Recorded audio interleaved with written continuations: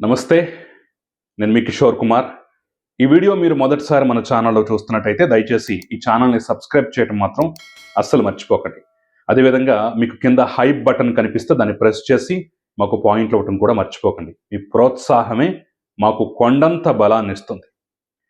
ఈ వీడియో ఖచ్చితంగా కొంత సున్నితమైనటువంటి అంశాలను స్పృశిస్తూ కాంట్రవర్సీ టాపిక్ని టచ్ చేస్తూ నాదైన శైలిలో విమర్శలు గుప్పిస్తూ విశ్లేషణ కన్నా తూర్పారబట్టేటటువంటి ప్రయత్నం, కడిగి పారేసేటటువంటి ప్రయత్నంతోనే ఈ వీడియోని నేను చేస్తున్నాను అని చెప్పడంలో ఎలాంటి సందేహం లేదు. ఖచ్చితంగా సున్నితమైనటువంటి అంశాలు అయితే ఉన్నాయి. అంతకన్నా మించి, అంటే వాటి గురించి మాట్లాడుతున్న అంతకన్నా మించి ఈ ప్రభుత్వానికి ఒక క్లియర్ కట్ ఒక సందేశం, ఒక అభ్యర్థన, ఒక వేడుకోలు ఏదైనా అనుకోండి, అది ఇచ్చేటటువంటి ప్రయత్నం. అయ్యా చంద్రబాబు, బాబు పవన్ కళ్యాణ్, వినండి, చూడండి, ఎంతసేపటికి అభివృద్ధి, పరిశ్రమలు, పరిపాలన, ఇది మాత్రమే కాదు, పెండా కూటి కోసం ఎదురు చూస్తూ వాలిపోయేటటువంటి ఈ దుర్మార్గుల్ని, ఈ రాబందుల్ని, ఈ గద్దల్ని రాష్ట్రం మీద వాలకుండా దయచేసి తోలండి, దుడ్డు కర్ర పట్టుకొని లాఠీలకు పని చెప్పండి అని చెప్పేసి అయితే సవినయంగా రిక్వెస్ట్ చేసే ప్రయత్నం మాత్రమే ఈ వీడియో అనమాట. ఏంటి విషయం అంటే, ఈ అందరిలాగే ఈ సెలవులు నేను ఎంజాయ్ చేస్తూ కొంచెం అడపా వీడియోలు ఇచ్చాను ఈ మధ్య. అది కూడా అభివృద్ధికి సంబంధించి, రాష్ట్రానికి వచ్చేటటువంటి పెట్టుబడులకు సంబంధించి మాత్రమే, లేదా కేంద్రం ఇచ్చేటటువంటి నిధులు, ప్రాజెక్టులకు సంబంధించి మాత్రమే కాస్త మంచి విషయాలు మాట్లాడుకుందాం అని చెప్పేసి వీడియోలు చేశాను. ఇలా సంక్రాంతి అయిపోతుందో లేదో, అసలు పండగ సందర్భంలోనే పండగని అభాసుపాలు చేయడానికే కొన్ని దుర్మార్గులు, కొన్ని రాబందులు వాలిపోయాయి రాష్ట్రంలో. రెండు అంశాలు ఈ సందర్భంగా కాంట్రవర్సీ టాపిక్స్ ఉన్నాయి. ఒకటేంటి, ఫస్ట్ టాపిక్ ఏంటయ్యా అంటే, సంక్రాంతి కమ్మవారి పండుగ అని చెప్పేసి ఒక జర్నలిస్ట్ చేసినటువంటి వీడియో మీద పెద్ద ఎత్తున చర్చ, రచ్చ, వాటికి మించి చిమ్మినటువంటి, కుమ్మరించినటువంటి విషం. ఎస్, చర్చ, రచ్చ, వీటికన్నా కుమ్మరించినటువంటి విషం ఆ కులం మీద అయితే అబ్బో దారుణం, దుర్మార్గం, నీచాతి నీచం అన్నమాట.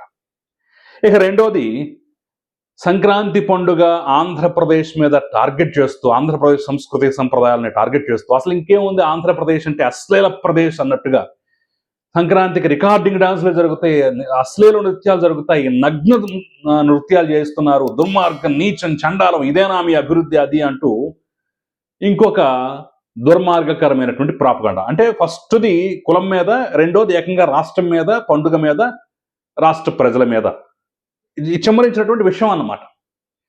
సరే, ఫస్ట్ వన్ బై వన్ వద్దాం. ఫస్ట్ది ఏంటి, కమ్మవారి పండుగ సంక్రాంతి అని చెప్పేసి ఒక జర్నలిస్ట్ ఒక వీడియో చేశారు. ఎస్, ఖచ్చితంగా అభ్యంతరకరమే, ఖచ్చితంగా. ఎందుకంటే కుల మతాలకు అతీతంగా అందరూ జరుపుకునేటటువంటి పండుగ. మళ్ళీ చెప్తున్నాను, సంక్రాంతి అనేది కేవలం కమ్మవారు మాత్రమే కాదు, కుల మతాలకు అతీతంగా అందరూ జరుపుకునే పండుగ.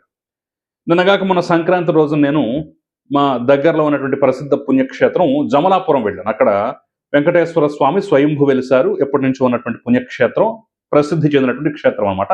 దర్శించుకోవడం, దైవ దర్శనానికి వెళ్ళాం. అక్కడికి వెళితే నాకు అక్కడ ఒక ముస్లిం జంట కనిపించింది.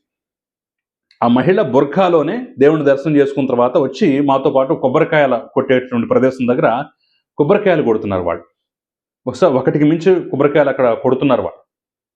మరి ఏదైనా మొక్క ఏమన్నా ఉందేమో, ఎక్కువ స్థాయిలో, పెద్ద స్థాయిలో, మరి 10, 20 నేను లెక్క పెట్టలేదని కొబ్బరికాయలు కొడుతుంది. ఒక రకంగా నాకు ఆశ్చర్యం అనిపించింది. అట్ ద సేమ్ టైం నిజమే కదా, చాలా మంది ముస్లింలు వెంకటేశ్వర స్వామిని ఆరాధిస్తారు కదా, అది కూడా సంక్రాంతి సందర్భంగా అని చెప్పేసి. జర్నలిజంలో ఉన్నాను కాబట్టి నాకు కొన్ని దాఖలాలు తెలుసు, కొన్ని వార్తలు నేను చూశాను, చదివాను, కాబట్టి నాకు అర్థమవుతుంటుంది. మన ఇళ్లలో కూడా సంక్రాంతి వచ్చిందంటే మన చుట్టుపక్కల ఉన్నటువంటి క్రైస్తవులు, ముస్లింలు వాళ్ళకు కూడా సెలవులు ఇస్తారు పిల్లలకి, వాళ్ళు కూడా పండగలకి ఊర్లకు వస్తారు, వాళ్ళు కూడా పిండి వంటలు వండుకుంటారు, వాళ్ళు కూడా కొత్త బట్టలు కట్టుకుంటారు, వాళ్ళు కూడా మనతో పాటు గాలిపటాలు వేస్తారు, అంత పండుగ శోభ ఉంటుంది. మరి అలాంటి పండుగని ఆవిడ, ఆ జర్నలిస్టు, కేవలం కమ్మవారికే పరిమితం అనేటటువంటి అర్థం వచ్చేలాగా చేసినటువంటి అంశం మీద అయితే ఎస్, అభ్యంతరం వ్యక్తం అవుతుంది.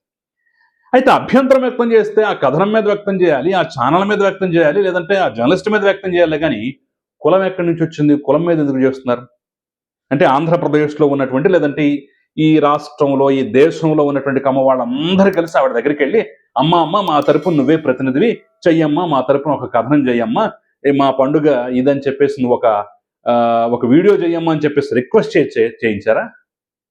అర్థం ఉండాలి. తప్పు ఎవరు చేస్తే వాళ్ళని శిక్షించండి. ఆవిడ కథనం అభ్యంతరం అయితే దాన్ని ఖండించండి. ఆవిడ చెప్పింది అభ్యంతరం అయితే ఆవిడ్ని మీరు తప్పు పట్టాలంటే తప్పు పట్టండి. ఎవరికి అభ్యంతరం లేదు. ఇక్కడ కులాన్ని ఎందుకు ఆపాదించి తిడుతున్నారు? ఏదో 1 కోటి 2 కోట్ల మంది ఆ కులస్తులు ఉన్నారంటే వాళ్ళందరూ కలిసి ఆవిడని తీసుకొచ్చి ఆవిడ ముందు పెట్టి చేయించినట్టుగా ఎందుకు దుర్మార్గమైనటువంటి ఒక ప్రచారం చేస్తున్నారు? ఎందుకు దుర్మార్గంగా విషయం కక్కుతున్నారు? ఇప్పుడు సపోజ్ ఉదాహరణ క్లాసిక్ ఎగ్జాంపుల్ తీసుకుందాం. ఒక మనిషి ఎవరైనా ఉన్నారు, వీళ్ళు ఎందుకు ఉదాహరణ నేనే అనుకుందాం. నేను ఒక దొంగతనం చేశాను, లేదా నేను ఒక మర్డర్ చేశాను అనుకుందాం. పోలీసులు నన్ను వచ్చి అరెస్ట్ చేస్తారా? నేను ఏ కులమని ఎంక్వైరీ చేసి నా కులస్తులు మొత్తాన్ని ఎంక్వైరీ చేస్తారా? రేపు జడ్జి గారు ముందు నిలబెడితే జడ్జి గారు నాకొక్కడికి శిక్ష వేస్తాడా? లేదంటే నా కులస్తులు ఎక్కడ సమస్త కులం ఏ రాష్ట్రాల్లో ఏ దేశాల్లో ఉన్నారో వాళ్ళందరినీ పిలిపించండి, వీటితో పాటు వాళ్ళందరినీ కూడా ఉరిదీయాలని చెప్పేసి ఏకవాక్య తీర్మానాలాగా శిక్ష విధించేస్తారా?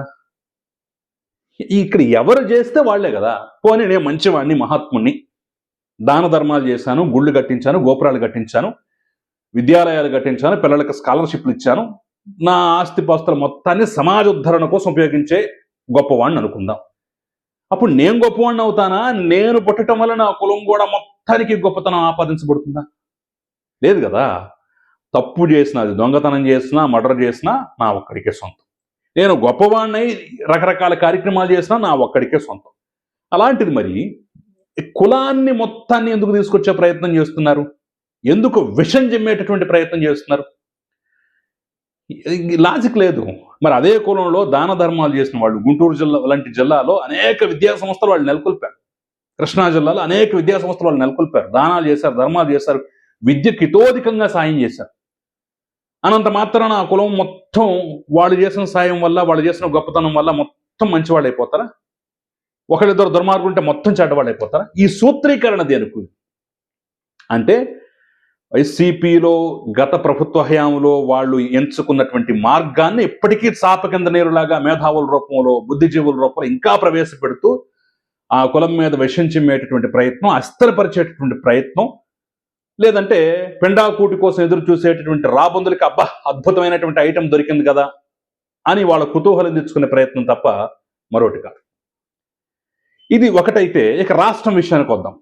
సంక్రాంతి పండుగ సందర్భంగా అసలు రాష్ట్రం అల్లకల్లోలం అయిపోతుంది. మొత్తం జోదాలకి, వ్యసనాలకి, దానికి దీనికి దాసోహం అయిపోతున్నారు. ఇంకేముంది, ఎక్కడ చూసినా కోడి పందాలే, ఎక్కడ చూసినా పేకాట్లు, ఎక్కడ చూసినా గుండాట్లు, ఎక్కడ చూసినా అశ్లీల నృత్యాలు అన్నట్టుగా ఇంకో దిక్కుమాలిన ప్రాపగండ.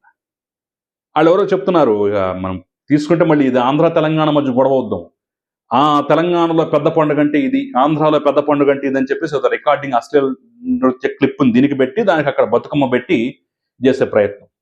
దానికి మళ్ళీ వీళ్ళు కౌంటర్ ఇస్తూ, ఆంధ్ర వాళ్ళు కొంతమంది కౌంటర్ ఇస్తూ, రే తెలంగాణలో జోగిని వ్యవస్థ ఎక్కడ ఉందిరా, దాని గురించి తీసామంటే చాలా నీచంగా ఉంటుంది, పరువు హత్యల్లో మీ రాష్ట్రం మొదలుందిరా అని చెప్పేసి వీళ్ళటి నుంచి మళ్ళీ కౌంటర్లు ఇవ్వటం మొదలుపెట్టారు. అంటే మళ్ళీ ఏంటి, ఇవి అక్కడక్కడ ఆంధ్ర తెలంగాణ అని చెప్పేసి వాళ్ళు కొట్టుకు చావాలి. ఆ కేసీఆర్ ఫోటోతో ఉన్న ఒక దిక్కుమాల ప్రొఫైల్, ఏదో ఒక ఫేక్ ప్రొఫైల్ నుంచి ఇలాంటి ప్రాపగండ.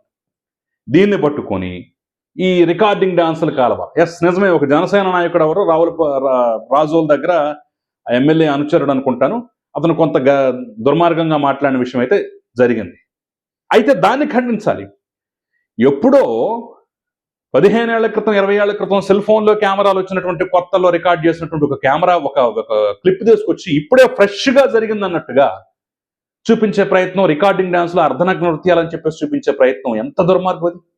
నాకు దానికి సంబంధించినటువంటి ప్రూఫ్లు కూడా పెట్టారు ఎవరు. అమ్మా, అసలు ఈ క్లిప్ వీళ్ళకి ఎక్కడ దొరికింది, ఇది పోర్న్ సైట్లో మాత్రం ఉంటుంది, పోర్ను చూసేటటువంటి ఎదవెవడో అందులోంచి డౌన్లోడ్ చేసుకొని దీన్ని తీసుకొచ్చి ప్రచారం చేస్తున్నాడు, చూడండి ఆ ఆడియో క్వాలిటీ, వీడియో క్వాలిటీ, దాని కథ కమవిషయం చూడండి. ఎప్పుడో 2010 లేదంటే 2004, 2005 లేదంటే ఇంకా పాద్దాం, మరి 15 ఏళ్ళ 20 ఏళ్ల క్రితంది ఎప్పుడో పాతకాలం నాటి క్లిప్పు, అది కూడా ఆంధ్రప్రదేశ్లోనే జరిగిందని చెప్పడానికి కూడా ఏం ఉదాహరణలు లేవు అని చెప్పేసి చెప్తున్నారు.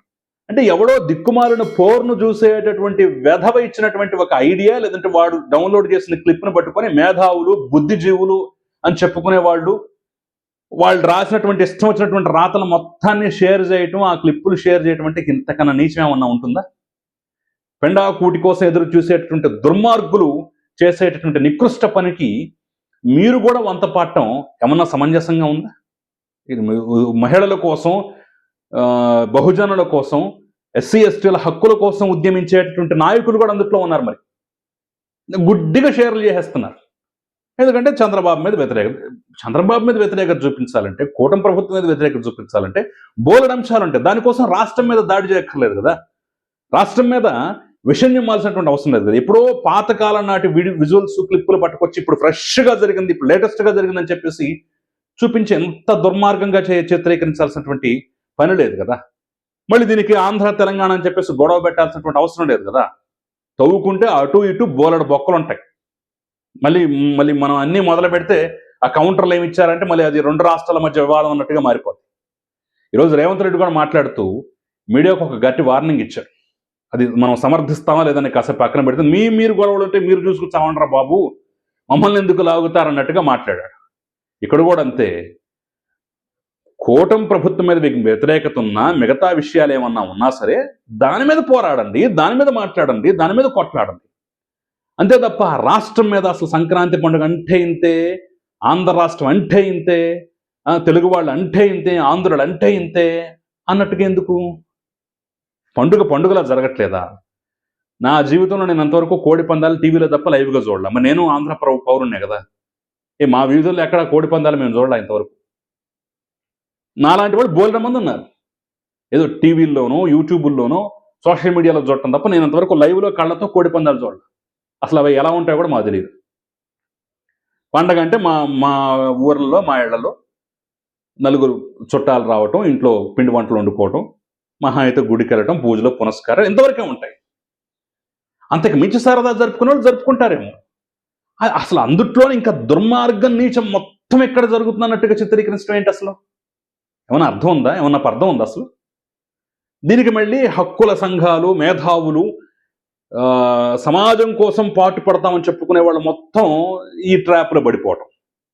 ఆలోచించాలా? మీరైనా కానీ ఆలోచించాలి. ఇది ఎప్పటి విజువల్స్, ఏంటి, ఏం కథ, అసలు వాళ్ళు ఏం రాస్తున్నారు, మనం ఏం షేర్ చేస్తున్నాం?